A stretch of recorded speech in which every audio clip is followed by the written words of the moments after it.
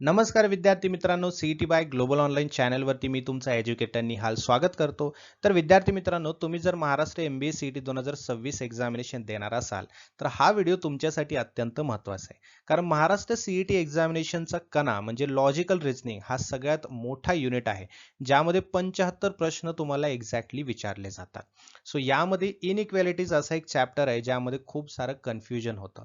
त्याच चॅप्टरवरती आज आपण एक्सपेक्टेड एमसीक्यूज घेणार आहोत, तेही डिटेल एक्सप्लेनेशन सोबत. त्यामुळे हा व्हिडिओ सगळ्यांनी शेवटपर्यंत बघा. कारण हे प्रश्न एक्झामिनेशनमध्ये रिपीट होणारे प्रश्न आहेत आणि कसं सोडवायचं त्याचे ट्रिक्स काय त्या सर्व गोष्टी तुम्हाला आजच्या सेशनमध्ये कळणार आहेत. ओके. पुढे जाण्याआधी अत्यंत महत्त्वाची गोष्ट तुम्हाला सांगू इच्छितो. बघा विद्यार्थी मित्रांनो, सिम्सी, पुंबा, JBIMS अशा टॉप कॉलेजमध्ये ॲडमिशन घ्यायचं असेल, तर MBA CETमध्ये तुमचा स्कोर 160 प्लस असायला पाहिजे. सो त्यासाठी येत्या 9 फेब्रुवारीपासून आपली लाईव्ह बॅच सुरू होत आहे. या लाईव्ह बॅचमध्ये तुमचा संपूर्ण सिलेबस लाईव्ह सेशन्समध्ये कव्हर केला जाणार आहे. लाईव्ह सेशन सोबत तुम्हाला भरपूर साऱ्या अशा गोष्टी मिळणार आहेत, जेणेकरून तुम्हाला तुमचं प्रिपरेशन बूस्टअप करता येईल. सो या नंबरवरती आजच व्हॉट्सअप मेसेज किंवा व्हॉट्सअप कॉल करून ही बॅच जॉईन करायची आहे किंवा ग्लोबल ऑनलाईनच्या ॲप्लिकेशनच्या थ्रू सुद्धा तुम्हाला ही बॅच जॉईन करता येईल. अजिबात उशीर नाही करायचा आहे, फटाफट बॅच जॉईन करायची आणि प्रिपरेशनला सुरुवात करायची आहे. तर विद्यार्थी मित्रांनो, हा तुमचा पहिला प्रश्न आहे. बघा क्वेश्चन कसा आहे की स्टेटमेंट्स दिलेले आहेत आपल्याला. म्हणजे A is greater than B आणि B is greater than or equal to C हे दिलेलं आहे. मग याच गोष्टीच्या आधारावरती काही कन्क्लुजन्स आपल्याला दिलेले आहेत. कन्क्लुजन दोन आहेत. ए इज ग्रेटर दॅन सी आणि बी इज लेस दॅन ए. ठीक आहे. आता या सर्व गोष्टीच्या आधारावरती आपल्याला सांगायचं की ऑप्शन ए बरोबर आहे की बी बरोबर आहे की सी की डी की ई. है ना, 5 क्वेश्चन्स आपल्याला पॅटर्न नुसार देतात. त्या 5 ऑप्शन्स पैकी एक राईट आन्सर आपल्याला चूज करायचा आहे. तर बघा आता आपल्याला कळालेलं आहे की ए जो आहे, है ना, इज ग्रेटर दॅन, बरोबर आहे, ग्रेटर दॅन बी, बरोबर आहे, and B is greater than C और B is equal to C, बरोबर आहे. मग या इन्फॉर्मेशनच्या आधारावरती कन्क्लुजन्स बरोबर आहेत का हे ओळखायचं आपल्याला. मग ए इज ग्रेटर दॅन सी आहे का, बरोबर आहे. आता ए हा बी पेक्षा मोठा आहे, है ना, आणि बी हा सी पेक्षा मोठा आहे किंवा इक्वल टू सी आहे. म्हणजे बी आणि सी हे सेम आहेत, है ना, पण ए हा बी पेक्षा मोठा आहे. बी पेक्षा मोठा याचा अर्थ सी पेक्षाही मोठा असणार आहे, कारण बी आणि सी सेमच आहेत, है ना. मग हे स्टेटमेंट एक जो आहे तो तर बरोबरच आहे. दुसरा कन्क्लुजन काय म्हणतोय बघा, बी इज लेस दॅन ए, है ना, बी इज लेस दॅन ए. आता ए इज ग्रेटर दॅन बी याचा अर्थ काय, बी हा ए पेक्षा लहानच आहे ना. मग दुसरा स्टेटमेंट, दुसरा कन्क्लुजन पण बरोबर आहे. मग ऑप्शन्स बघा, हे बरोबर आहे का, फक्त हे बरोबर नाही, हे पण बरोबर आहे.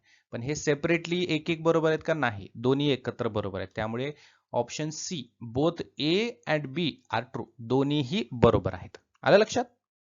बघा पुढचा प्रश्न काय म्हणतोय की M is less than N or equal to N and N is less than P and P आणि क्यू हे इक्वल आहेत. बघा एम, है ना, इज लेस दॅन एन, म्हणजेच N is greater than M. Okay. त्यानंतर equal to or equal to म्हटले म्हणजे M is equal to N पण असू शकतं आणि N is equal to M पण असू शकतं. ठीक आहे. बट याच्यामध्ये ऑर आहे.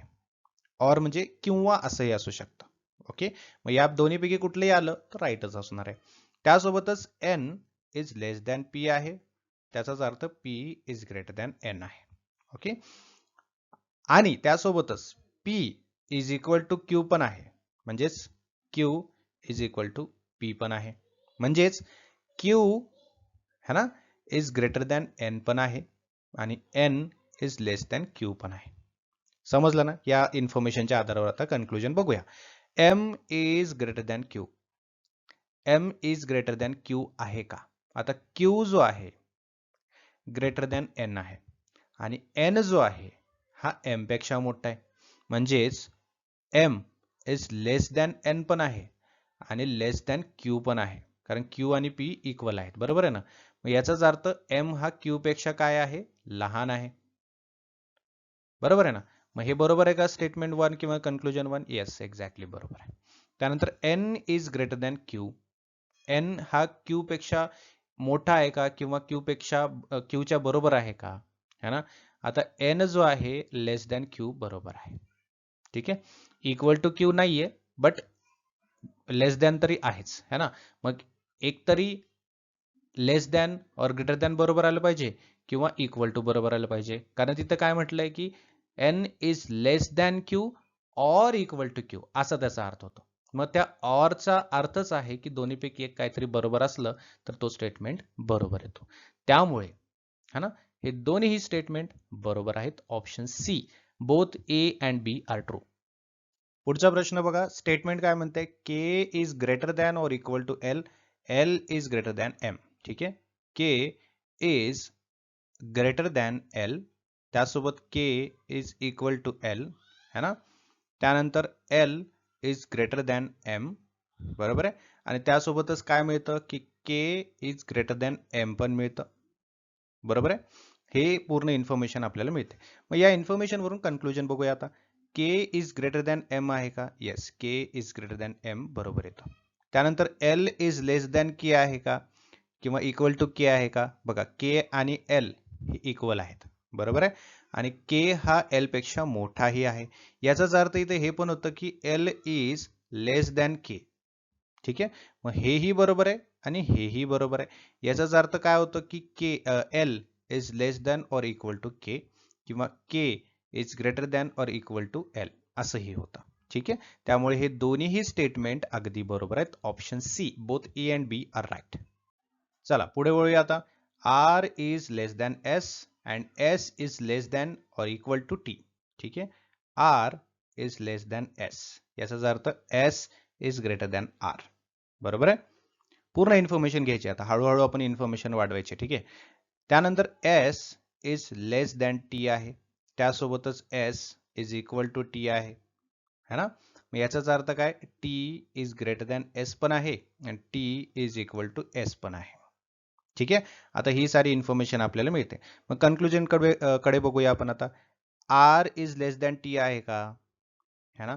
आता आर हा एस पेक्षा लहान आहे आणि एस हा टी पेक्षा लहान आहे, म्हणजे टी हा सगळ्यात मोठा आहे, बरोबर आहे ना.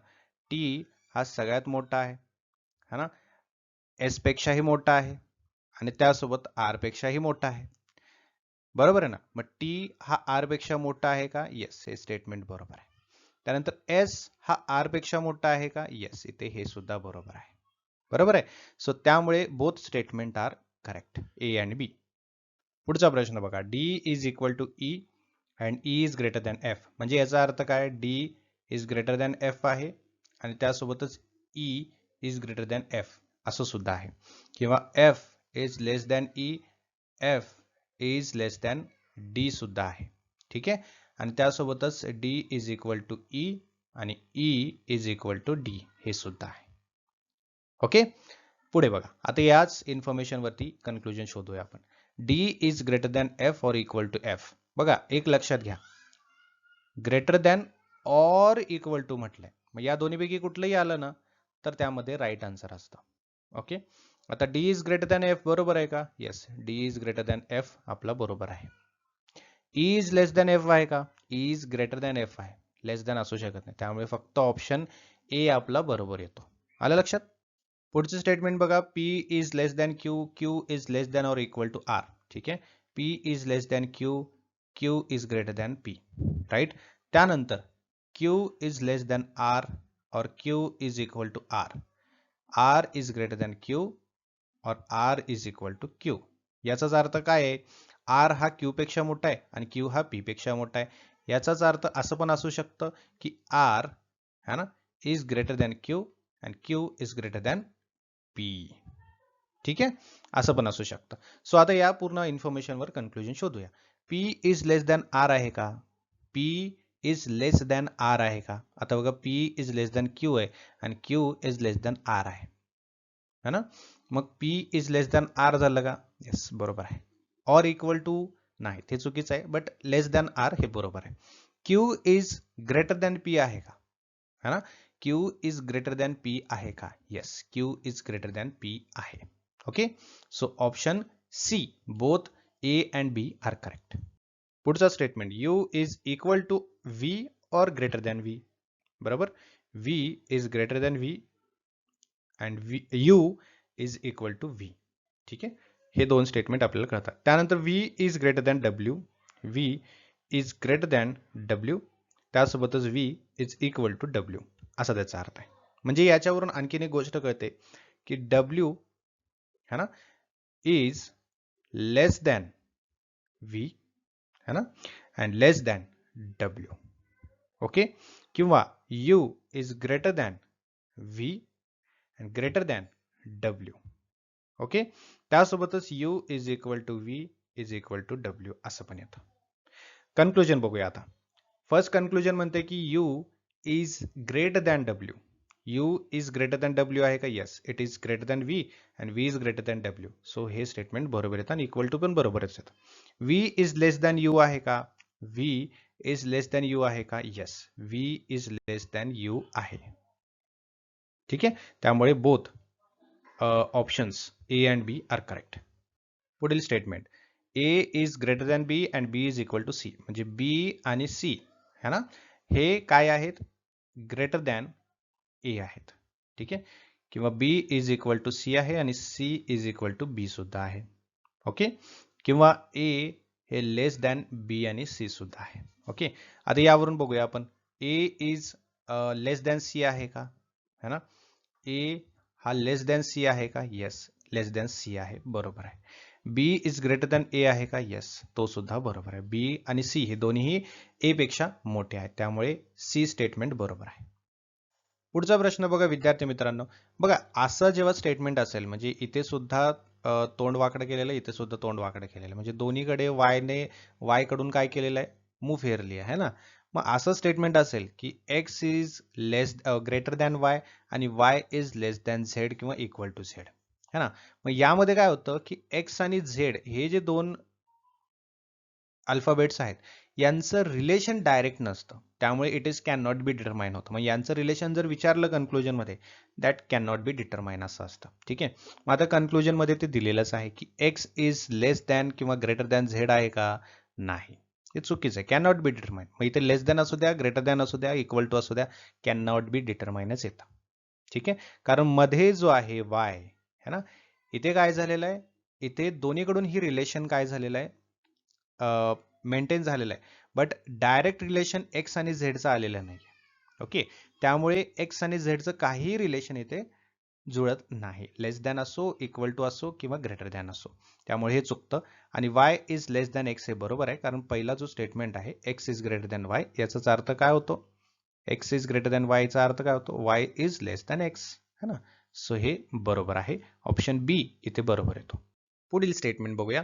m is equal to n and n is less than o. म्हणजेच काय? o हा दोन्हीपेक्षाही मोठा आहे, m आणि n इक्वल आहेत आणि o हा दोघांपेक्षाही मोठा आहे, म्हणजे m n is less than o आहेत, किंवा o is greater than m and n आहेत. ठीक आहे, असा त्याचा अर्थ होतो. मग m is less than o आहे का? येस, बरोबर आहे. आणि n is less than o आहे का? सॉरी, ग्रेटर दॅन o आहे का? किंवा इक्वल टू o आहे का?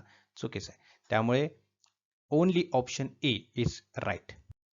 परत बघा इथे काय आलेलं आहे, तसाच प्रश्न आहे है ना. इथे आणि इथे दोन्हीही मूव फेअरली आहे ना. जी इज ग्रेटर दॅन और इक्वल टू एच आणि एच इज लेस दॅन जे है ना. आता या दोघांचं इथं डायरेक्ट रिलेशन येणार नाही. मग इथं जी आणि जेचं दिलेलं आहे, हे पूर्णपणे कॅन नॉट बी डिटरमाइन येतं. एच इज लेस दॅन जी आहे का? एच हे लेस दॅन जी आहे का? किंवा इक्वल टू जी आहे का? येस, हे बरोबर आहे. त्यामुळे ओनली स्टेटमेंट 2 हे बरोबर आहे, ऑप्शन बी हे बरोबर आहे.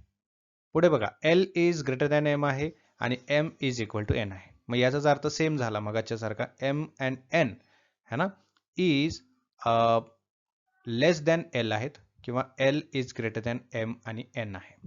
ठीक आहे, आणि सोबतच एम इक्वल टू एन आहे आणि N is equal to M आहे. ठीक आहे, मग या बेसवरती कन्क्लुजन बघूया. L is greater than N आहे का? Yes, L is greater than N आहे, बरोबर आहे. M is less than L आहे का? येस, हे पण बरोबर आहे. त्यामुळे option C both A and B are correct. पुढे P is greater than Q, sorry, P is less than Q और equal to Q and Q is less than R. ठीक आहे, म्हणजे P है ना इज लेस दॅन क्यू आहे, म्हणजेच Q is greater than P आहे. ठीक आहे, त्यासोबतच P is equal to Q आहे आणि Q is equal to P सुद्धा आहे. ठीक आहे. पुढे Q is less than R आहे, म्हणजेच R is greater than Q आहे. ठीक आहे. याचाच अर्थ काय बघा, पी आणि क्यू हे बरोबर आहेत है ना. मग R is greater than P पण असणार आहे किंवा P is less than R पण असणार आहे. ठीक आहे. सो बघूया आता, P is less than R आहे का? येस, इथे बरोबर आहे, हे एक बरोबर येतं. त्यासोबतच Q is greater than P आहे का? बघा इथे क्यू आणि पी चं रिलेशन घेऊया आपण. क्यू इज ग्रेटर दॅन आहे का? इक्वल टू पी आहे. Q is greater than P आहे का? Yes, Q is greater than P आहे. त्यामुळे दोन्ही स्टेटमेंट बरोबर येतात.